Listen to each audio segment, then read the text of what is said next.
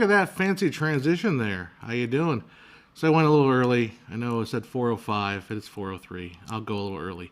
So, welcome to the live stream. Howdy folks, how you guys all doing? Got 6 viewers so far coming in. Awesome, cool.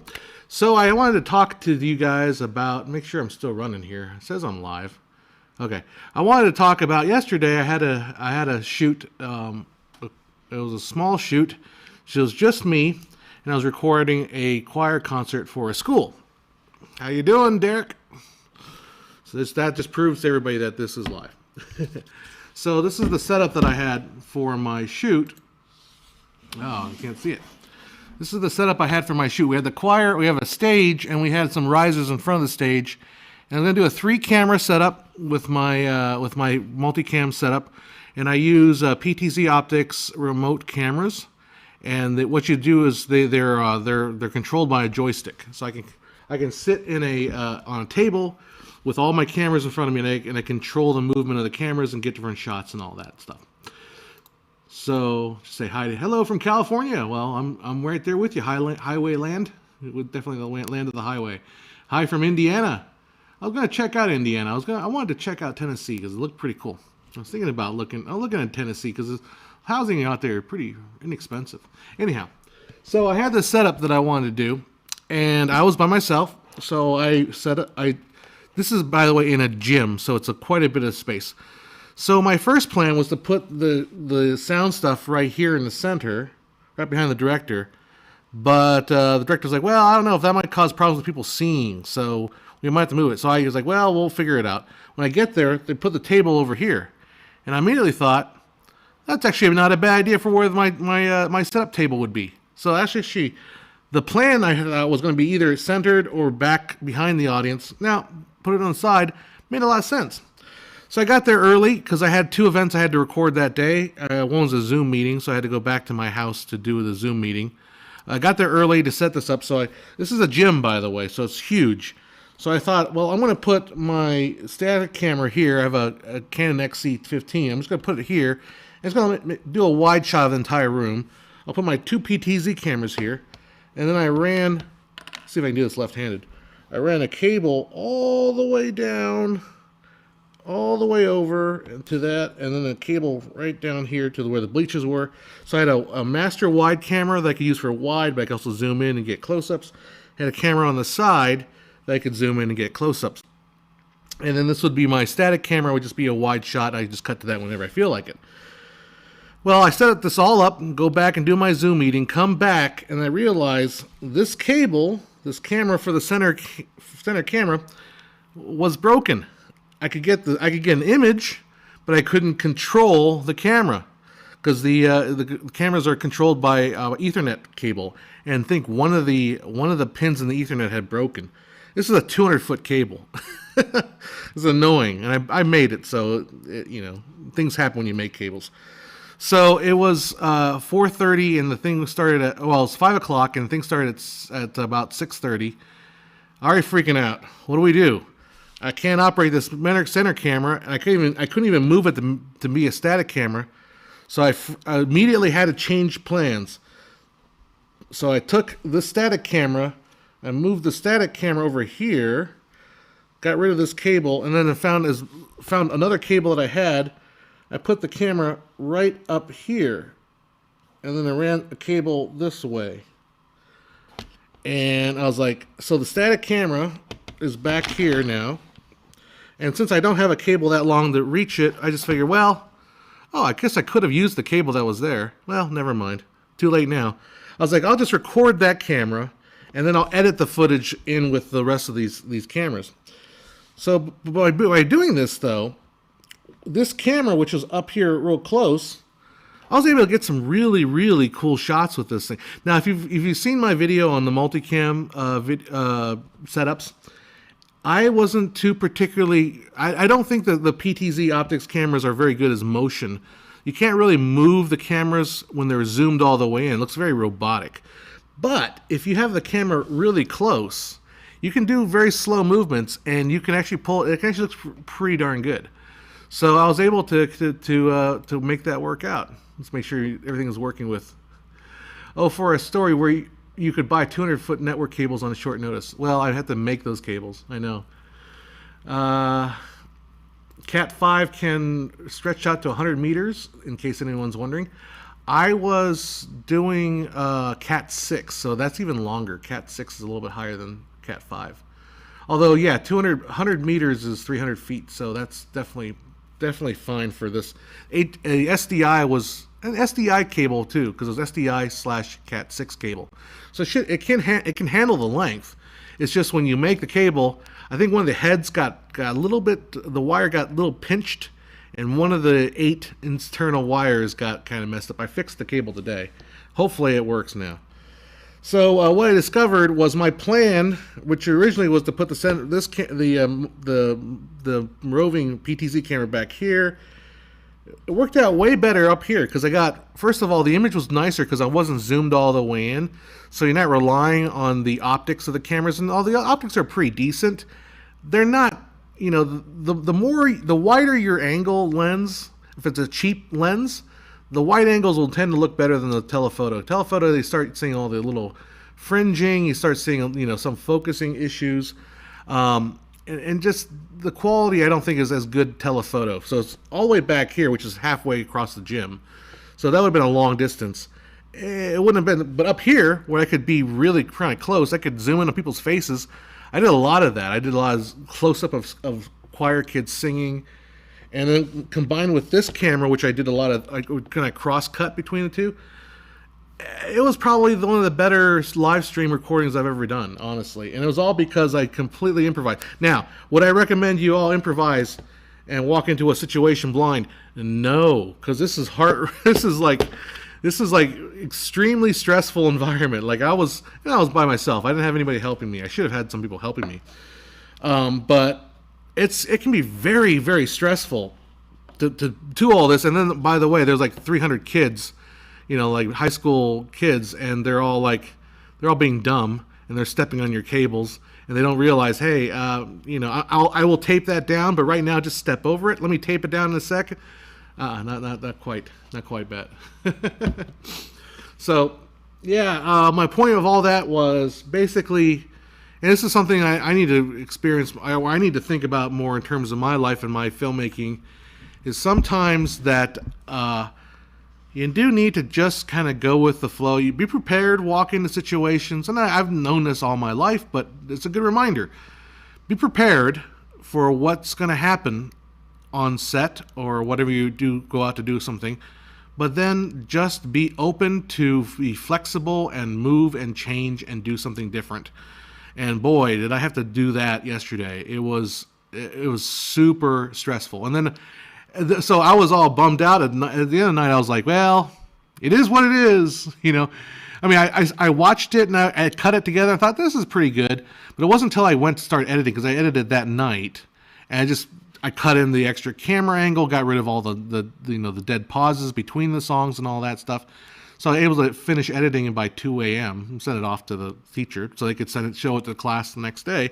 The kids could write out, what did I do wrong? I missed my entrance in bar 32, stuff like that. But when I watched it back and I was looking, I was like, wow, this is actually better than I thought. I thought I would pull it off. So, good question. Charles Soffin says, don't high schools have AV clubs anymore? Well, this one doesn't. That's a good point, though. I did work with one of the high schools districts that I worked with. I did the graduation ceremonies. There's one campus has a pretty solid video club or a video class, but the other schools didn't. So it all depends on the schools. Sometimes some schools have a teacher that will dedicate the time to do a really solid AV thing. This school was a preparatory school, so it's not a public school, I guess. It's more of more of a private school, I guess. And maybe they don't have the resources. We did this in a gym, so they didn't have resources for like a theater. So anyhow, yeah, fix was to hack off the old end. So the fix with that cable was to basically snip off the Cat 5 end connectors and put on new ones. And that seemed to do the trick. And I really hate doing the Cat 5 cable. It's just annoying because it's super, it's just super finicky and it's tiny. So I found, I mean, I went through like 3 or 4 different sets of Cat 5 with RJ46 connector heads. I finally found one that I think are pretty decent. They're pass-through. It's called pass-through. So basically you can stick the wires in. You can actually slide them all the way through. But Cat 6, the cable that I bought like 1,000 feet of this, but it's really heavy cable, which I shouldn't have. Thinking back, hindsight, I probably shouldn't have got the thick cable. I should have gotten maybe just regular Cat 5 cable, not the Cat 6 with all the craziness to it, because it becomes kind of unwieldy after a while. And I was worried about, like interference and all that stuff. Yeah, I'm not an AV guy, so maybe you guys can kind of advise me on that. But I already bought the cable, so I'm used to it. Imagine Cat 5 with a shield. I think that's Cat 6 cable. But anyhow, yeah. Today I kind of went and tried to repair repair that cable for sure. Get everything set up, because tomorrow I've got another live stream record that I've got to do. I've been doing a lot of them. I do a Student of the Month. Right now, this year, I had to do 4 of them. I want to say 5, but I think there's only 4. Yeah, we do 4 a month. So that keeps me pretty busy. I have my friend Joe that helps me out with those. But tomorrow we have a double booking because of Christmas. Because no one wants to go have an event on Christmas. I don't know why you wouldn't want to have events on Christmas. So they had to bunch all the events in the beginning of the month. So tomorrow I'm going to be shooting one, and then my friend Joe will be shooting the other one. And the funny thing about this Student of the Month is there's one student who will be in the hospital getting their award, and they wanted to have them zoom in. So I don't know why I didn't realize how it was pretty basic. So what I'll do is I'll send my signal. I use an ATEM Mini Pro, and I'll send my signal into the Zoom, and then I'll send the Zoom signal back into the ATEM, and that way I'll be able to show them what's going on in the live room, and then I can record what they say on their Zoom, and then we'll have another computer that's hooked up to their projector, the room's projector, and then that'll be on its own separate Zoom call, and that will show the kid on screen. And hopefully that all works. I tested it today. I'm hoping it works. So, Charles says, good point. Cat 5 would get chewed up in events like this. Be happy you bought the newer heavy cable. Oh, good point. Hopefully, yeah. So I've got my 200-footer I got it in a snake that's unwieldy as hell. I mean, it's hanging in there. The snake's holding up together. Yeah, they're pretty heavy Cat 5, and then the RG6 cable, not the RJ5, but the one that's for HDSDI. RJ6? I don't know. RJ6, because I know there's a cheaper kind that you use for short runs, but the heavier kind. Yep. Bob Greaves, Living with Wisdom, says, as a music producer, I can say that things rarely work out as planned. However, an improvised task is always better when you have a plan. Good point.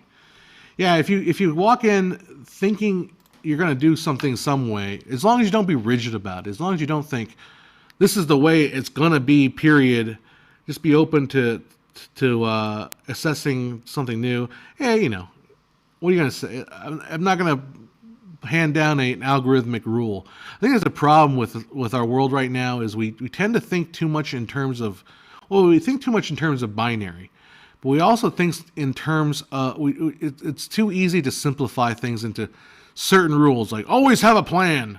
Well, yeah, I mean, you want to have a plan, but be flexible and be able to bend with the wind. Was probably an old Chinese saying. It's like the reed that bends will not break, something like that. So, anyhow, that's what I'm doing right now. Hopefully, I'm starting to get a little bit more like steadier as far as like what I can do with my time. I'm getting to the point where it's a little bit more like, okay, I know what's expected, what I gotta do every day. I also know a little bit more where my energy is. And I got a phone call coming in. Who's that? I have no idea who that is. That's my ringtone. Well, it's a number I don't recognize, so we'll just hang up on that. And we'll put you guys on silence. So, yeah, I don't check my. I didn't turn my phone off there. There we go. Anyhow, have I tried wireless? Oh, I forgot that story. So, yeah, this camera that was supposed to be the live camera, that I had on a wireless transmitter. Because I did a video on that multicam that Hollyland sent me this transmitter, the Mars 400, and I was having problems with it all night long. It's weird. When I tested sometimes, like I tested today, it was giving me a lot of issues. Like the signal was like jamming, and it was like it kept flickering. So I can't tell. But then I tried it on another camera, this C70, which I'm shooting right now, and it was perfect. No signal issues whatsoever. But I tried it on my XC15, and I was getting all kinds of weird scrambled images. And then I popped it on top of the camera, because it has a little to sit on top of the camera, and it started working. So I don't know. Like the wireless stuff is still, it makes me uneasy. It still makes me really, really uneasy. And I've had in both really good and really bad situations. Like I've tried to shoot stuff where it's just like impossible to get to work, and then sometimes it works perfectly. So I'm still kind of up, and it's still a mystery to me how the wireless stuff works. I keep thinking about doing a wireless PTZ setup, but then I'm realizing, like, first of all, I would have to get like NDI. I have to convert NDI to something that my ATEM Mini can read, and then it's just you're talking like about like a whole bunch of investment that's going to cost more than just, I don't know, just doing it with wires. So the call was just telling me that my car warranties was about to expire. Yeah, I know. I kind of dumb. I did buy the extended warranty on my van. I don't know if I should have done that, but it is what it is. So yeah, I mean, I never had a car warranty until I got my van about 5 months ago, and now I've got to worry about those calls. I'm just setting these up so they don't get in my way. I'll just knock them over in a second. Ratzel, howdy ho, neighborino. So what I've been watching, I watched the new season of Curb Your Enthusiasm. There's 2 episodes ago, there was one, it was just a classic episode of Curb. It's like everything that was great about Curb Your Enthusiasm rolled into one single episode. And I don't know if you guys saw this one. It's the one where it's called Man Fights with a Little Woman. I mean, it's like every I won't tell you more about it because it's boring to hear somebody talk about a show. But it's like every cliche thing that made Curb Your Enthusiasm great is in that one episode, and it's just a delight from start to finish. So if you haven't seen that, I would definitely check that out. What else have I've been watching a little bit of. I've been going back to checking out a little more Batman. I was asking my friend about Cowboy Bebop. My friend Joe, he'll probably be on a stream sooner or later. But I didn't want to watch. He said the new one kind of stinks. So I was like, well, I've never seen the anime, so let's watch the anime. So I started getting into that. So I really enjoy the anime. I love the big band music, so it was pretty up my alley there. And I think I've got about 6 or 7 episodes in, so I'm enjoying that. Other than that, now I've got to work on the dang Fox video. But I think I'm starting to get to the point where I can start seeing the light on that. The light is clear on that. The anime is god tier. Yeah, that's what I understand. Like I enjoy it. I'm not a big anime fan. I just never have been a big anime fan. I equate that to the fact that I grew up in Taiwan, so anime never felt foreign to me. It just felt like, oh, it's just cartoons. I guess when I was a kid, I was kind of I had a little bit of the anti-Asian sentiment growing up because I was like, I didn't want to be Asian. I wanted to be an American So I came to America. I wanted to be American. And now I'm finding like, I'm going back and be proud of my Chinese heritage. So, but I do think I do think Cowboy Bebop is really quite well done as a show, and just as a show. Period. It's just really really well done. I know we talked about wanting to see. What's the name of that show? The For All Mankind. I need to start that guy up. I need to finish it. I told you I finished Ted Lasso. I think I probably talked about it last week. But anyhow, that's pretty much all I've been watching. I think I saw a movie. I'm trying to remember if I saw a movie or not. I can't remember. My goodness. Oh, there you go. Charles Hoffman says there's a problem with a lot of anime is it's for kids. Something that Cowboy Bebop is definitely not. Yeah, it's definitely not. I mean, I imagine it's not for kids. It's maybe for teens. I think teens would be able to handle it, but not the kiddie stuff. Not like it's not Teletubbies stuff. Definitely not Teletubbies. There's one show that I think I've talked about it before a little bit. I might have talked about it. I don't know if I've talked. One of my favorite shows, my favorite things, actually. I don't know if it's not just considered a show. Something called Mischief Theater in England. And what Mischief Theater, they came up with, the play that goes wrong, I think that was their first big thing. The play that goes wrong, and then they followed up with like every conceivable variation on that. And what it is basically it's a group of actors that pretend like their show is falling apart with everything is like missed lines, props that fall down and break things, and people getting hit in the face. And it's really clever the way they've been doing it. And so if my first introduction to it was actually called the Peter Pan Goes Wrong, because I was actually in a production of Peter Pan. I was playing trumpet in the Peter Pan production, and somebody said, "Hey, you got to go online and look up Peter Pan, this one theater production where they had Peter Pan flying around the stage, and they lose control of Peter Pan and just goes flying into the scenery." And I was able to find it. It was a real, like an actual thing, like some high school musical that did it, and they didn't quite have the rigging down pat. And then but in the process, I found the show called Peter Pan Goes Wrong. If you haven't checked, I think that's one of the funniest things I've seen. So that was kind of my introduction to this Mischief Theater. And then I saw that in LA they did the Play That Goes Wrong, which is the original thing, and which it's Cornwall's Drama Society puts on this play, but it's just horrible. Everything goes horribly wrong. The set's breaking. People are in what looks like perilous danger. It's hilarious. And I've been in love with that group. So then they started doing a show for the BBC called The Show That Goes Wrong. And so they were on the second season.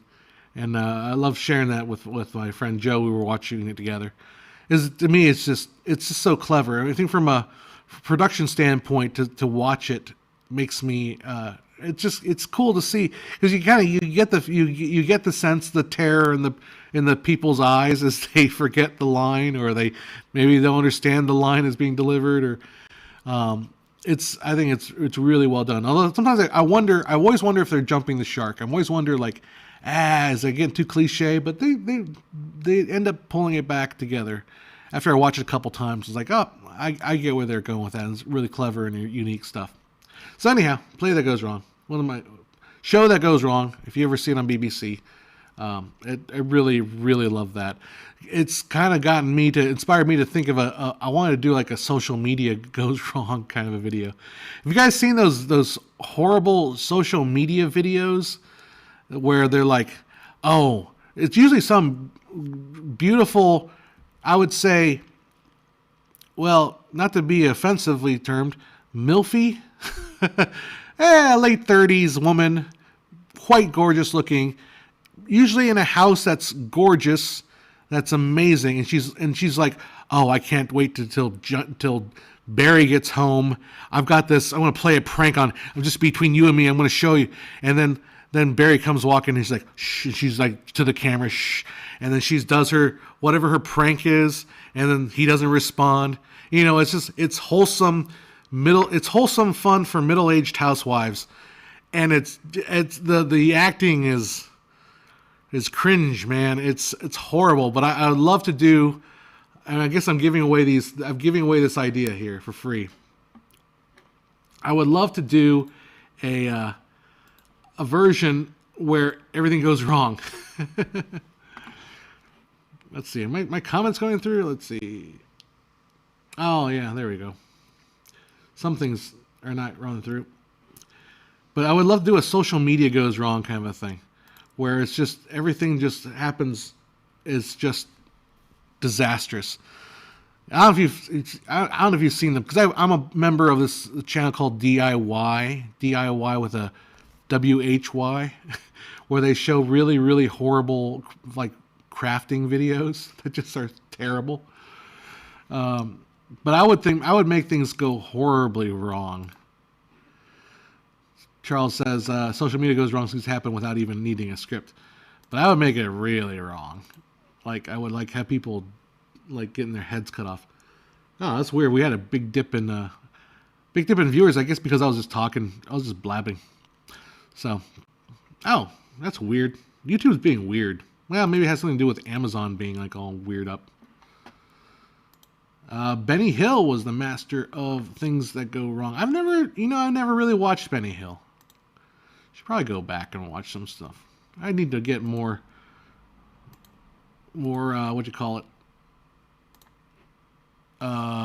educated in the Benny Hills. Although I'm not sure if Mischief Theater is Benny Hill. I think this is they're very unique. Snail Guts? Snail Guts? Hello? How you doing? Oh, I said it. Alright. Hopefully that will not be too disgusting for people. Oh. Snail Guts. So, yeah, that's all I really have to talk about today. Tomorrow I got to take my friend out to dinner so we can set up for tomorrow's Student of the Month. Because we got to do that really early. And I got to go set up my stuff by myself tomorrow. Usually he helps me, but I have to do it myself because we're splitting up, doing two for one.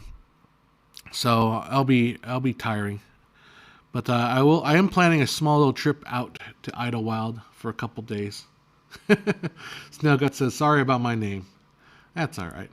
It's all good. So probably go out and maybe do some shooting, shoot something. I don't know, something out there. Hopefully there'll be snow. It'll be fun. So anyhow, any guys questions you want to chat about? It's kind of boring. Bribing him with food. So the lady that owns the Sizzler and does a lot of these student programs, she's kind of the biggest sponsors of it. She's kind of a really long-time friend, and I do a lot of work for her. But I hate charging people that are my friends necessarily for stuff that's like minor stuff.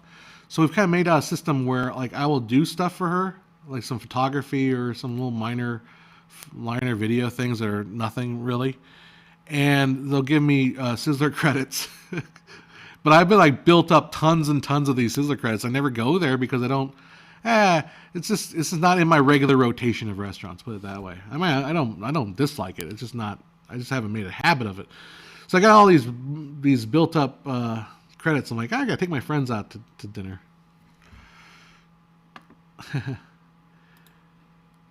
All right, hey mate, would it be okay to choose science for live streaming or Sciento? I don't know what Cinetone. Yeah, don't do Cinetone for live streaming. No, don't do that. Use a regular Reco 9. Don't do log. Don't do anything. I wouldn't do any of that if you're trying to live stream, because you're basically got to do it right in camera. Oh, now the questions are streaming in. David J.L.'s, I shot a short by the seashells. I shot a short on an iPhone. Not bad, not good either. Are you talking about the iPhone or your short? Yeah, Idlewild is one of my favorite places to kind of go hang out, because it right now I think Idlewild in Southern California, if you guys are not familiar with, Idlewild is kind of the thing that the place that's not that hip yet. Like Big Bear is hip, and Snow Summit and those places. Those are like Lake Arrowhead. Those are like well-known places that people go to, the foresty areas. But Idlewild is kind of more of a chilled out, laid back kind of place. Do I have a podcast? Not technically, although this is pretty much the podcast. This is me babbling on for an hour or so. You have some questions, Ratzel? We'll put them in the chat. Let's see. I'm going in order, so I know you probably already did. Is JPEG XL the same compression is used in H.266? I don't know. I don't know what JPEG XL is, and I don't know what H.266 is either. I don't know anything besides 265. Those are MPEGs. How hard it would be to start from square one in US now? Well, what's square one? I don't know. Well, like starting from scratch from anything you do is going to be hard. Like it just is. It takes time to get people to know you. It takes time to grow skills. It just takes time to do anything. But the thing about starting is that you got to start somewhere. As they say, no better time to start than now. High Def says, I've noticed that many cutters don't really cut on beat or on even in big productions. How come? It's seen as important, grinds my gears. Yeah. So, are you talking about music videos or necessarily? Because sometimes cutting on the beat feels too obvious. I've done that a lot. Like and it gets monotonous because the cuts become anticipated. So if you're hearing a beat, you're going to start anticipating the cut on the beat. If you want a little bit more of an edge to it, sometimes you want to cut away from the beat. It's often actually more common practice to cut on action. So if you are it's much better to make a cut. If I'm going to go like that, to land the cut so the hit happens when my hands go in there, even if it's against the actual sound, or if it's not quite on the beat. So that's what tends to happen a lot. Yeah, I do this. Yeah, I do this whole thing for questions. I'm an attention whore for questions and talking about this stuff. So you're not hearing me ramble on about what TV shows I've been watching. Best megapixels export settings for YouTube. If you're going to upload it, it depends obviously on your resolution. 4K. 4K is 50 megabits. I think is probably good. For HD, 25 is probably. It doesn't matter. Like you can literally whatever you give YouTube's going to recompress it anyways. So I would. It's just to me. For stuff that's not super important, 10 megabits. For stuff that's a little higher end quality, 50. I don't see any much need for beyond 50, but I could be talking right out of my butt. That is just top of my head kind of thinking. What picture profile would you suggest for live streaming Sony A7S III? Whatever, like the natural setting. One of the natural, like maybe portrait settings, or depends on what you're shooting. But don't use a Cinetone or any of those, because you want you want your image to look good, right? You don't want people watching it to have to run it through a LUT in order to see proper colors. If you shoot on the street while using an iPhone, you don't get Karens ringing in the cops. That's for sure. Although Karen can be kind of an offensive term, don't you? Just kidding. iPhone 13 is ProRes 422. Does it mean it's going to be a B cam now? My God, I don't know. I've taken photos with my phone, and so much of this iPhone stuff is just Apple pushing their shit. Let's be honest. Is anyone seriously thinking that they're going to use their iPhone for a camera? Why? There are better options. There are literally better options. I think for anybody that's serious about making, look, if you have an iPhone and that's all you have and you can get away with it and you have access to nothing else, okay, go for it. But you can't get around the physics of the sensor size and the lens. You just can't get around that. So, yeah. Color correction on my tiny lens and computerized image. Still not sure even with the ProRes 422. I don't even think yeah, it's the problem is the lens and the size of the chip. It's just there's nothing you can do about that. I mean, you can use computers to make it sharper and all that, and it's still you're dealing with a lens that's smaller than my pinky nail. I mean, that's how small these things are. Which profile you keep asking this question. You have two Sony A7 S3s and a ZV1. I don't know what ZV1. Wow, is that an old camcorder kind of thing? Yeah, you have issues with live streaming. The color lenses does not match. You will always have color issues with multi-stream cameras. It's an issue that never ever goes away. So the best you can do really is just get everything as close. I mean, literally, you have to just sit there with your switcher and just dial it in. Just dial it in. I mean, it's going to be tough. It's just the reality of when you have different camera models. Even my two PT optics cameras, I think one is like an old, next generation. It's like one's the first generation, one's the second generation. So the colors are close, but they're not quite exact. And I'm like, well, some of the stuff I shoot, I'll just live with it. Yeah. I did a 3-camera setup with 1 camera. It's interesting trying to sync. 3-camera setup with 1 camera? I'm quite sure how that works. What camera would you suggest for someone who wants to make a feature that will compete in festivals and possibly picked up by Netflix? Ooh, cart before the horse, buddy. Cart before the horse. So Netflix has camera requirements, but those are not for movies. Those are not for movies. Those are for Netflix originals. So if you want to produce for Netflix, you need to use those cameras, and you can use those cameras. But I'll be blunt. You're not going to make a movie that's going to show on Netflix. Right off the top. If you're asking that question, you're not going to be making a movie that's going to be able to get on Netflix. That is honest truth. And I relish in being mean, I guess, at this point. But make a movie that competes at festivals first. Don't worry about Netflix yet. Make the movie first, and then we can talk about Netflix. But you're not going to be ready for Netflix yet. You can also, or the other thing you can do is hire a director of photography, and that person will. that person will. He said, "Thanks, man." Yeah, I know. That's like hard love. I like to burst people's bubbles. I think I like to do that because if I didn't have if I wish I would have had my bubble burst a little earlier than to believe some of the things I believed for a long time. Have you seen the last Sony phone? It has a big sensor for a phone. Well, for a phone. Nah. If you could have 1 camera for video and 1 camera for photo, what would they be and why? Again, you've made sort of you made a distinction between photos and video, but you have yet to make a distinction between what kind of video. So I use my PTZ optics cameras for live streaming video and for meetings.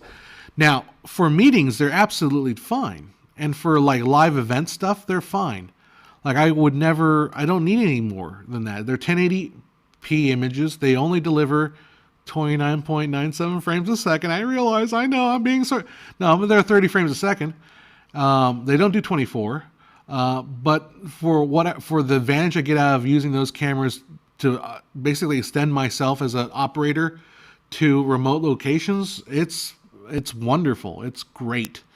I would never have it any other way. However, I'm shooting a documentary, if I'm shooting a film or commercial or music video, I would not be using those cameras. No way I would use those cameras. So that's the issue. Now, the 1 camera I would recommend, I really like the Canon C70. To me is a really good balanced camera. I think I'm using it right now. You're watching it right now, the C70. I have the Canon C200 that I also use. I use it more as like a big, it's kind of a more bigger looking camera. It looks a little more pro. It's a little bit harder to work with. Those two are I really think those are good value proposition cameras. Like they're just solid cameras. look at the Blackmagic Ursas or the Blackmagic Ursa Pro. Maybe the Pocket Cam. I was thinking about buying one, but I'm like, I don't really need more cameras. And as far as the photo camera, I think if you can swing a 5D whatever mark they're on, Mark IV. I've got the 5DS, which is plenty good photo camera for what I need. But I'm a Canon fanboy. Sorry, I do like their colors. I just do. I'm sorry. Anybody that says Canon colors aren't a thing, I beg to differ. They are a thing. Not that you can't achieve the same results with other cameras. Canon, like we can all get to the same image, but Canon starts you here, and that little bit of difference for me, because again, it's my preference. I like the colors, but if I start a little bit closer to what I want, it's a lot less work for me to do. That's why I like it.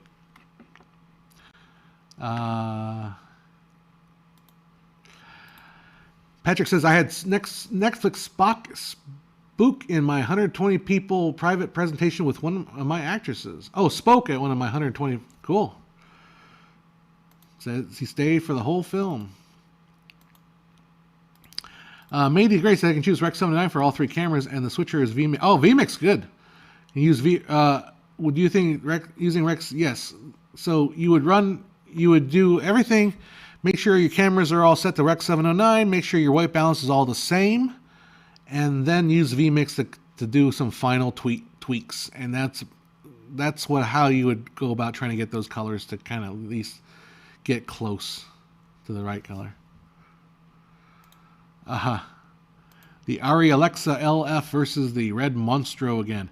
I don't have any experience with either of those cameras. I did work with Red for a little bit. Not personally. I had to edit some footage from Red. I was not terribly impressed with Red. I mean, it's good. It really is, obviously. It was a Red Epic, I think, that they shot this thing on. They shot a documentary at like 5K, anamorphic 5K, and I thought it was stupid. You don't need to shoot a documentary at 5K anamorphic. The only reason they did it was because they were a casino and they had the money to do it. But other than that, there's no reason to shoot that at 5K. It was ridiculous. The Kranaskorsky K3 is the ultimate camera for film. Stunning endorsement right there. Go for that. Oh, did I not send that over? Uh-oh, thing is stuck. There it goes. Do you recommend some budget leads?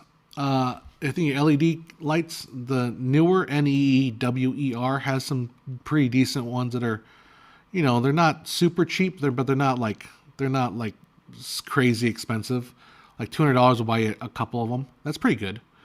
They're okay. I'm not terribly in love with them. They're sufficient. Let's put it that way.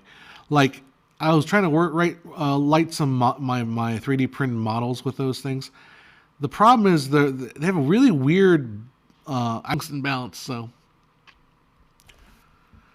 all right. Soul Maro says IMAX really even means these days, because I know there's 4K out there that's not IMAX, right? I mean, you can go to 4K theater that's not IMAX, but I don't know what digital IMAX really means these days. I should do a video on that. Probably should. Aren't Samsung still TOTL? Total. Don't know. Not sure what that means. So yeah, we ran through the course of questions there pretty quickly. Rapid fire time. What else to say? I was thinking about doing, so I have been on my reading YouTube comments. I'll check on the new comments, but I think one rule I've discovered that makes my life a whole lot happier is to never. If you answer a follow-up, I'll answer it. But if you want to start like arguing and debating, you can do it on your own channel. I'm not going to bother. Oh, top of the line, Samsung. Samsung top of the line of what? Camera or TVs or? I've been not super excited about the last couple that I've had to use. Like, they're okay. They don't blow me away. My stream, I think, is being weird. So I'm seeing my stream light like turning red. That's what it is. Error, YouTube is not maintaining enough video. Oh, that's probably what's going on here. BBC 5, I'm not sure which one he's on. Because he always does movie reviews, and they're all movies I've never heard of. And I was like, oh, there's a world of cinema outside of Marvel. There's a world of cinema outside of the big blockbuster temples. No, he reviews those too. And I like Mark Kermode's thinking about movies. I think he's more of a fascinating character.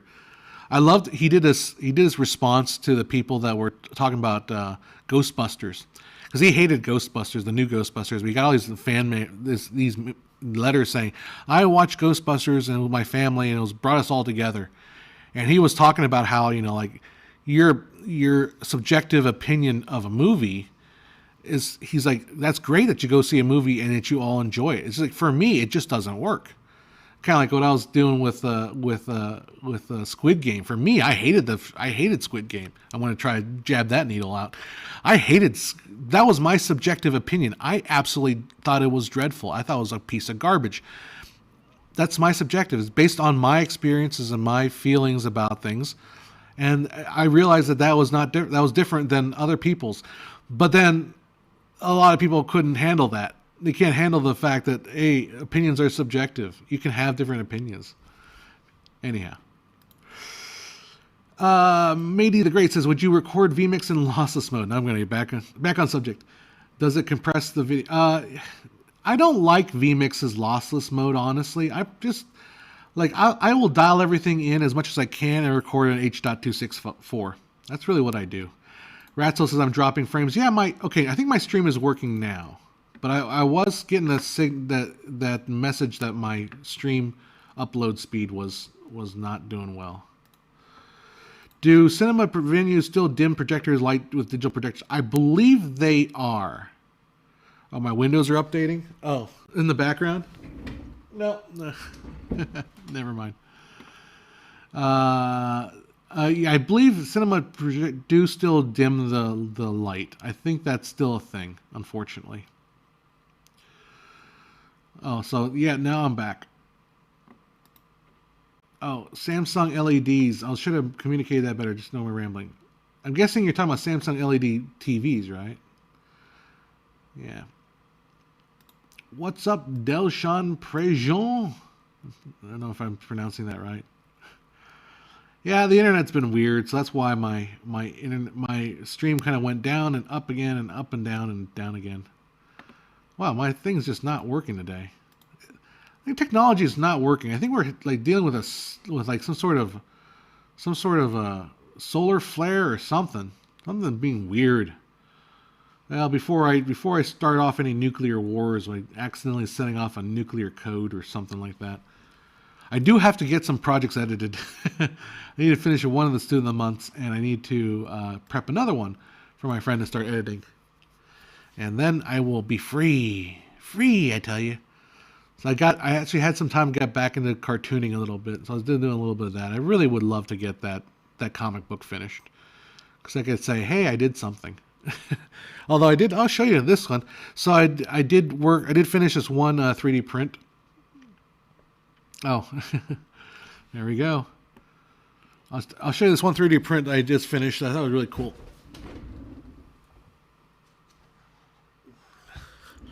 So this is probably the biggest one I've actually made here. And this was based on a piece of artwork that Tom Booth, I believe his name, in Philadelphia drew. He's an illustrator.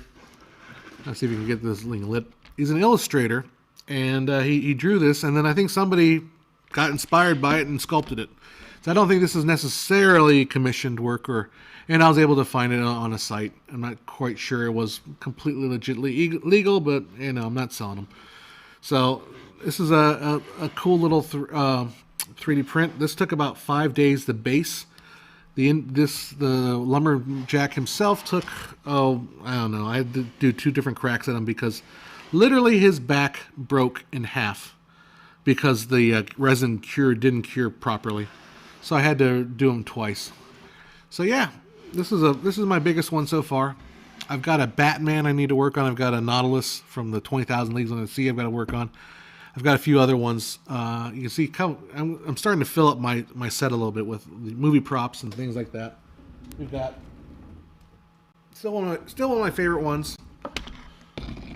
Although this does belong in a museum, but I have it. So take that, Indy. Yeah, punk. Oh, can't drop it. So let's put that guy back.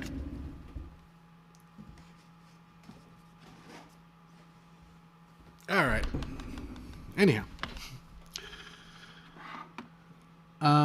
Okay. So somebody asks, what will be the actor? Ronan Park, William Franklin Miller, Tobey Maguire, Hayden Christensen.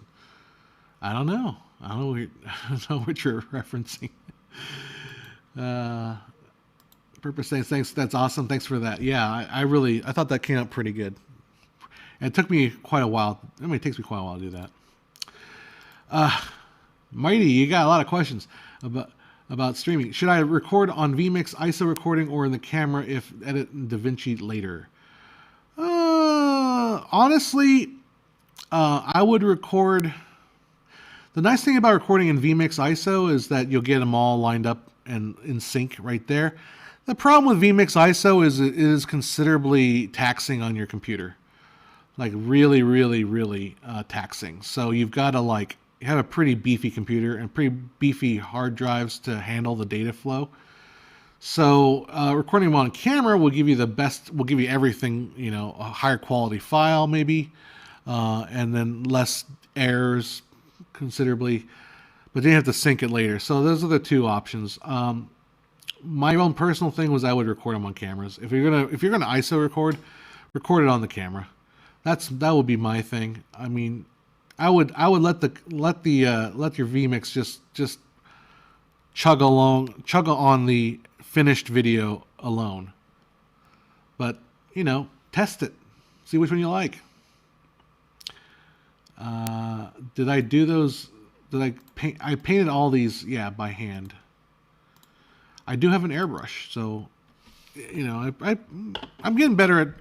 You gotta realize, as much as I'm on YouTube being like the science and history of, I think about this a lot. I want to be kind of known as an artist.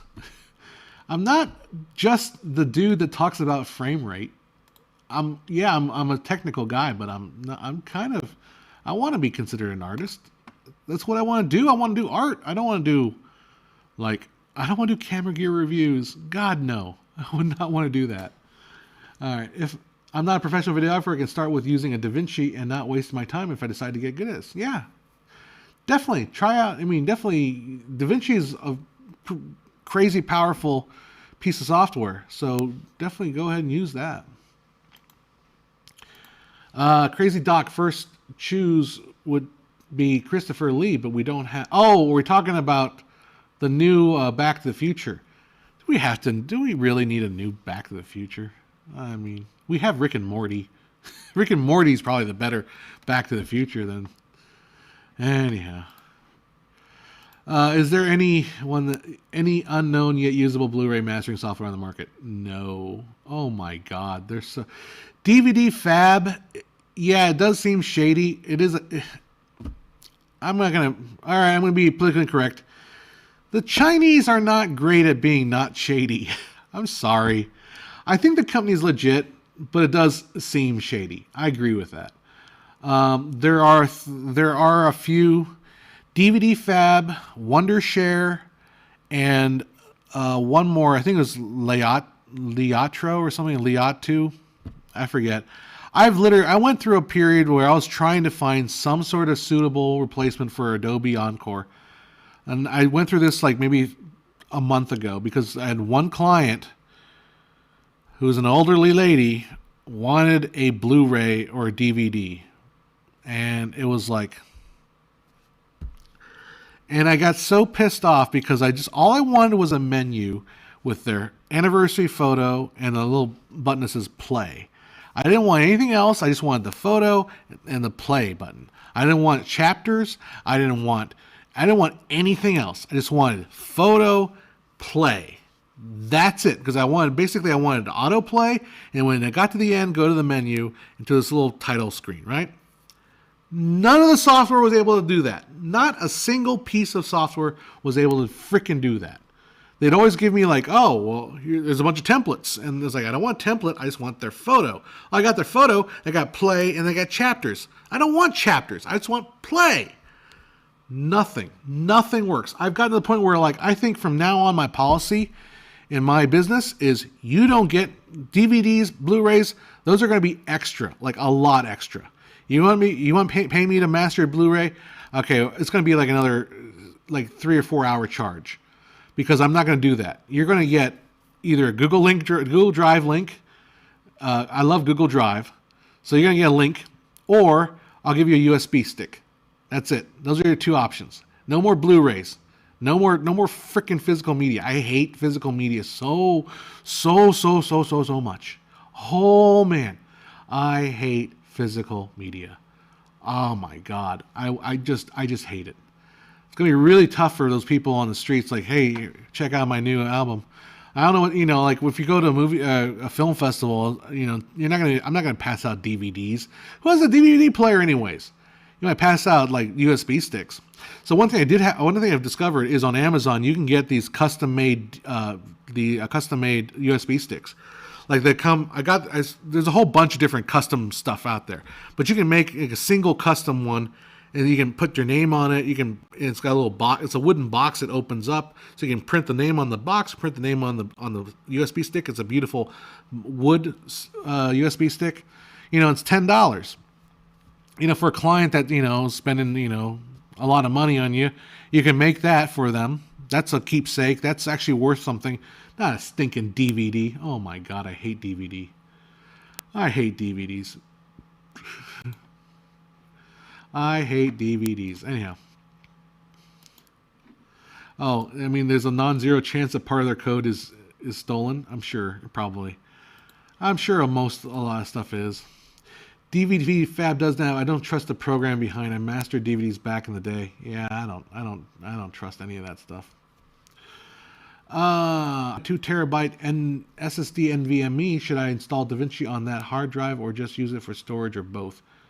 I think you'll be fine with it on there. I don't think SSD NVMe is great for storage stuff, because 2 terabytes sounds like a lot. It isn't really that much. You're gonna run out pretty quickly. But maybe you could store like it depends also the footage you're shooting too. So, I think you can store everything on there. I think it's fine. I remember making DVD menus back in the day. I used to be the master of that. I used to program menus, and Adobe Encore had a great system. It worked out great. Adobe Encore was a underrated piece of software. It really was. But it's no more. It's gone. It's finito. And as far as I'm concerned, the days of physical media are just done. The Blu-ray got a problem. They can't be polished. The distance to the layer is just too short. I'm not a fan of DVD either. Maybe DVD, the layer is a bit further away while it can be polished. Because you're talking about the actual surface of the disc itself. Yeah, I'm done with DVDs. Like literally, anything is better than physical media. Physical media, I am so done, so incredibly done. So yeah, if anytime, literally anybody asks for a DVD, it's like nope, you're gonna get a USB or a link. That's all you're getting. No more discs. No sir, no more. Encore is gone, not gone. If you say yes, it is. It's like beyond gone. Like even I don't even think you can pirate it. I'm not even sure it would work. Because I have legitimate copies of Encore. Like I have never tried it. I guess I have. You guys, like all you people complaining about Adobe's subscription service, like you guys are not. You guys don't remember back in the day when you used to have to spend $800 a pop every time you wanted to upgrade your software. Like I remember doing it, and I started in 2003, so like, for a good 12 years, I don't know when they went to subscription model, but like every time I would basically like try to say, well, am I going to upgrade now, or should I wait till the next version? and I would end up basically upgrading every single time they came up with a new version. And it would cost like $700, $800, upgrade. And it just, but it was agonizing every single time. It was like, well, I don't want to buy the new version. And then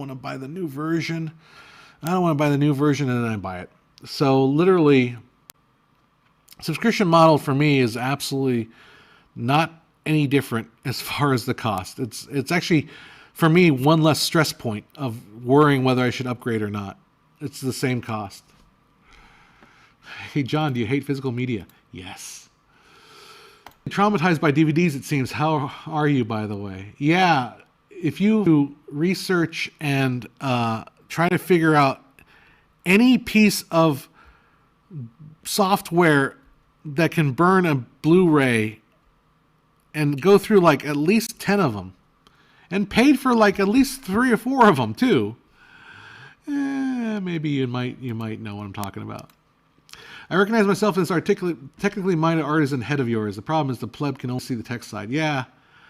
I had a friend that said, like, I don't see, they told me, like, well, you know, and he's a friend, and he's on my side. He's not anti me. He's not an antagonist. He's like, yeah, I don't really see you as a filmmaker. I think it's like, oh shit, you don't think of me filmmaker? Because he knew me from Filmmaker Q. Didn't know me beforehand. I don't see you as a filmmaker. I see you more about talking about filmmaking. I'm like, oh shit. People don't see me as a filmmaker. They see me as a guy that talks about film. Oh no. That means I need to make some films, damn it. So, what are your thoughts on Blackmagic 6K Pro? There's one on eBay with a good price tag. You better get to it before I get to it. It depends on how good the price tag is. I might pick one up. I was thinking about that 6K. I was thinking about getting one just to have another option around, because I've got. I might pick one up. Because I've got my Canon XC15, which I use for my still cam, when I talked about. But I'm not happy with the. I'm worried that the connector is going bad, so I'm wondering if I need to get another replacement camera. But I'm always like that. Well, you know, I might want to get this camera, but do I want to spend $1,000? Not really. I got other things I want to spend $1,000 on. Do I really need another camera? So yeah, if you can pick one up and if that looks good to you, then I would probably go for it. You know, if it's something that you would fit what you need. More importantly, so the way I look at it as far as the investment, if I spend the money on this, am I going to get return on it? And honestly, for me, I've got no clients that complain about any of the level of work that I do. Not a single one's complain, oh, I need more camera angles. I'm at the point where I just, maybe because I'm not, I don't know, maybe I'm not competing in the right spaces, but I don't see the camera as anything holding me back. So, do I have any projects in the pipeline? I've always got stuff in the pipeline. It's just the pipeline gets jammed. Which 4 terabyte plus hard drive would you recommend? Any of them. The thing with Western Digital is Western Digital makes great hard drives, but you will always find someone that swears they will never ever buy Western Digital products ever again because they had that one hard drive that went bad. Seagate makes great hard drives, but you'll always find one person that said they had a horrible experience with Seagate and they will never ever buy their hard drives again. Maxtor makes great hard drives, but you'll always find one person that complains they had one horrible Maxtor drive, and you will never ever find them buying another Maxtor. It's like Yelp reviews, right? You ever go on Yelp trying to find a restaurant, and like I did this horrible thing where like, oh, that restaurant looks great, I want to go there, and then I read all the negative reviews, and I think, oh shoot, I don't want to go to that restaurant, and that restaurant looks great. Let me look at all the negative reviews. Like every single restaurant, I do that too. Every single hard drive manufacturer makes horrible drives, makes great drives, whatever. SanDisk makes great drives. But then there's always that time I got that horrible SanDisk drive and it just failed on me. It was miserable. I'll never buy SanDisk again. Every single, I don't know. So it's commodity. What I would do also is look into Retzel, look into RAID. I'm a big proponent of RAID. I realize, yes, I have a lot of RAID zeros. So I will often pair up, my main computer is RAID 0 with 4 hard drives. 4 2 terabyte drives. Is it 2 or 4 terabyte? I think they're 2 terabyte drives. And yes, I know RAID is definitely failure susceptible. So what I do is I have a thing called GoodSync, which is a backup software. And basically what I do is once a day it backs up, makes a mirror copy of that RAID onto a Drobo that I have. So whatever I'm doing that day, like at night, it'll just copy it over. It'll copy whatever changed over. So that to me it's what I call a RAID. It's kind of like a RAID 1.0, which it's a RAID 0, but you got a copy of it somewhere else. That way you have the redundancy. And then I copy that again to Google Drive. And that's how that, children, is how I have, what is it, 36 terabytes on Google Drive. That happens.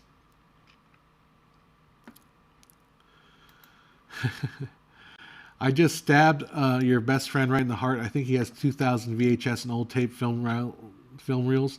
He also has 2 working IBM 5150s. I don't think I stabbed him. The issue is all my glasses are E-mount. I do not know if I can use Sony lens. I can get it for... E-mount. Yeah, look up... Well, depends on what the 6K mount is. There might be an E-mount conversion. All right. I thought you want to be an artist. You're looking good on camera, man. Oh, thank you.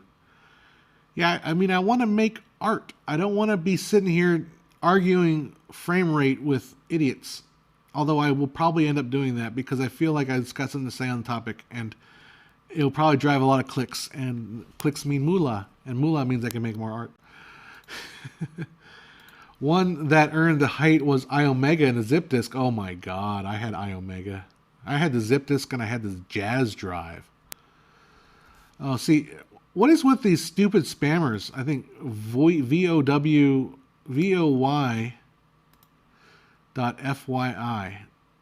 Like, I always see this thing.